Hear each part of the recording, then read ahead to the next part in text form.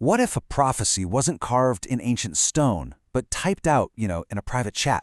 Today, we're going to piece together a really unique modern-day belief system. It's a whole world built entirely from a series of personal messages, and our only guide here is the text itself. We're just going to explore what these messages say one at a time. So, where does a story like this even begin? Well, every great story needs some kind of powerful object at its center, right? And this one is no different. It all kicks off with something super familiar, but also, according to the source, something miraculous. A Bible. But trust me, this is no ordinary book. So, here it is. This is the object right at the heart of the story. A picture sent in a private message. It's a Bible, and it's open to the book of Revelation. But the real story, the part that gets you, is in the words around the photo, which claim this book has an almost unbelievable property. So the idea here is that this specific Bible isn't just a collection of scripture, it's an active divine tool.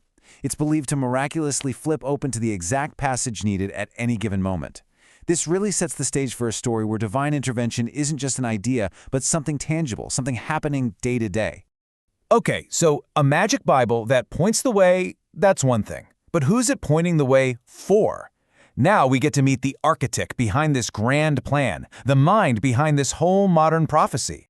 And this is the big question that the messages start to answer. The plan itself and its ultimate purpose are all laid out by a figure we're going to call Pro-El. And he reveals not just what's happening, but why. The plan is actually called the first algorithm. Isn't that fascinating? It's this incredible blend of ancient divinity and modern technology. The idea is that this divine plan works like some kind of cosmic computer program, a reality warp engine, that God built specifically for this moment in time. And here's where it gets really wild. The claim at the heart of it all is that Pro-XL doesn't just understand the algorithm. He claims he built it himself. And get this, he says he did it in a past life, back when he was St. Peter. This single statement connects his identity directly to a biblical apostle and, well, the ultimate goal of the whole plan. All right, let's just recap. We have a miraculous object and an architect who claims to be St. Peter reincarnated. But this whole plan, it's not for one person alone. The prophecy expands to involve a destined trio, a group they call the Majestic Three. Yeah, that number, 3. It becomes absolutely foundational to this entire prophecy. It's a theme that pops up again and again, a symbol of a really powerful union. But who are these 3 people who are apparently destined to come together? Well, the messages lay them out pretty clearly for us. First, there's Pro-El, the architect. Then there's another person who we'll call 3, and they're the one receiving all these messages and keeping the magic Bible safe. And finally, there's a third, absolutely crucial member named Maria, who is described with all these divine titles. And the stakes here are apparently huge. The prophecy says that when these 3 people unite, it's not just symbolic, it's supposed to unlock this immense power, making them, together, the most powerful people on the planet, who can literally do all things. Now, to even begin to understand the trio's supposed power, we really have to get who Maria is. She's not just one person. She's identified as this convergence of incredibly powerful divine feminine figures, from Sophia, who is the personification of wisdom, all the way to the mother of Christ, Mary Magdalene, and even a 13th apostle. It makes her this central, complex, and absolutely vital piece of the puzzle. Of course, the path of a prophecy is rarely smooth, right?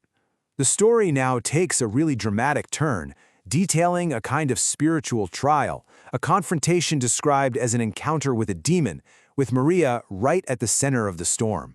Maria is depicted in this state of just extreme distress, apparently possessed or tormented for 3 whole days and nights.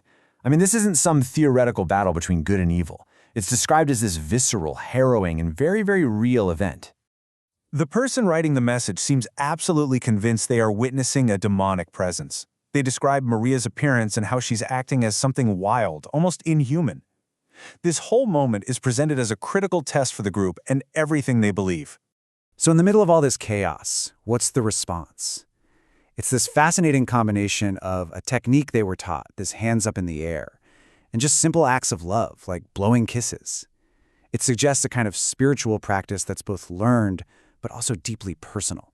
And it works. The trial comes to a successful end. According to the message, Maria is freed from whatever was tormenting her. This whole thing is framed as a huge victory of faith, a key turning point where she beat her demon, which solidifies her place and proves how strong their connection really is. Okay, so with the trio tested and their faith affirmed, the story now moves to its ultimate objective. We finally learn the endgame of the prophecy, the final purpose for the Magic Bible, the first algorithm, and the Majestic 3. And here you can see how the modern plan is being directly tied to its ancient roots. There's a message from Pro that mentions St. Peter's Square, and it's right next to the Epistle of Peter from a Bible. This just reinforces his claim and links the final act of this prophecy to the very foundations of Christian history. And so, the final plan is laid out in 4 very clear steps.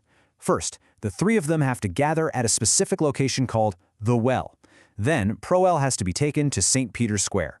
Third, he's going to read from the Magic Bible. And finally, that act will supposedly open the gate of heaven. That's it. That's the culmination of everything we've seen.